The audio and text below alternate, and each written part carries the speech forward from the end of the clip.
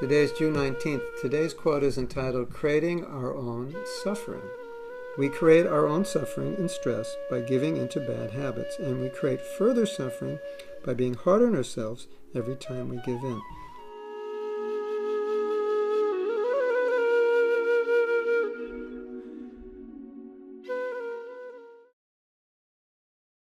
So, this is the third quote that's talking about being hard on ourselves.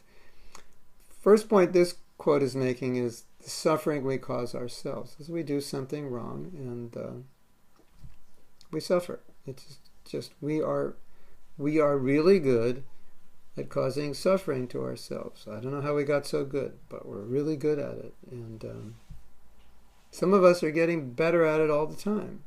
It's just we're really good at this, and it's just the way it is.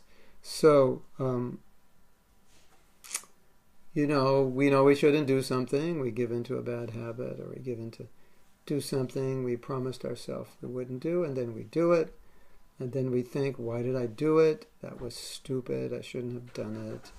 Last time I did this, I told myself I was never going to do it again, and I did it, and we create suffering. We do things that may harm us. We do physically or emotionally or spiritually. We may undermine our spiritual progress in the name of so-called enjoyment. This is the life of a conditioned soul.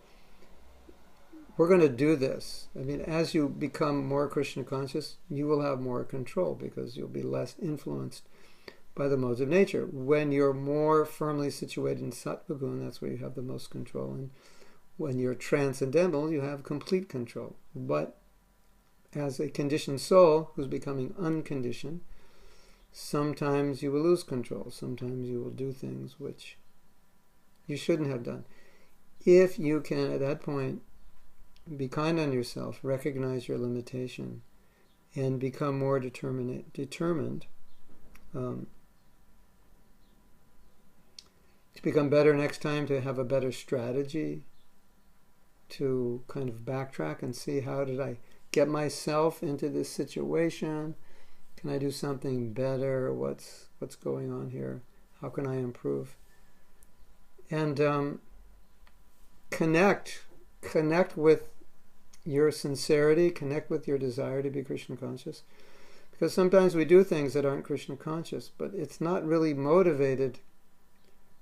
It's not really motivated by anything other than our conditioned response. It's not something we want. So during those times, it's really good to connect to your desire to be Krishna conscious, that's what you want. Connect deeply with that, and that gives you strength, and makes you realize that, okay, I am weak, and sometimes I give into my weakness, but it's not what I want.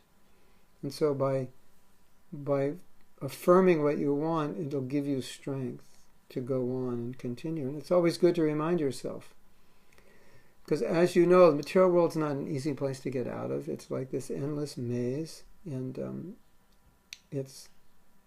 sometimes it seems like it's just one trap after another. So it's no surprise that sometimes we have difficulty. But if you affirm your sincerity, it really helps. It really helps you reconnect with your desire to be Krishna conscious, and kind of reaffirm that what I just did is not really what I want to do, and it was just in a moment of weakness that I gave in, and I really want to be a better devotee. I want to be stronger in my spiritual life. So reaffirming that it's powerful, because we need to be connected to what's most important for us. Because our conditioned nature, the modes of nature, are going to pull us away from what's important. And the more we reconnect, reaffirm what's important, the more we'll tend to be aligned with those things. Even just by saying it, I want to be Krishna conscious. I'm a servant of Krishna. This is what I want. I don't want these other things. I want to live a simple life. I want to chant good rounds. I want to read Prabhupada's books. I want to help other people. Just by affirming that, it just helps us remember that that's our mission in life. That's why we're here. So even though it sounds simple, just affirming that can be very, very powerful. So why don't you try it and see anything. I am peaceful. If you're not peaceful, affirm that you are. I want to be peaceful. This is my desire. I'm a peaceful devotee. If you're not as kind as you like to be, I'm a kind devotee. I'm kind. I'm kind to everyone. I'm kind to all living entities. Just affirm in the present tense. If you say, I want to be, I will be, it's not as powerful. Affirm it in the present tense. I'm kind to everyone I meet. You'd be surprised how reaffirming connects you with that desire. Don't believe me? Try it. See what happens. Hare Krishna.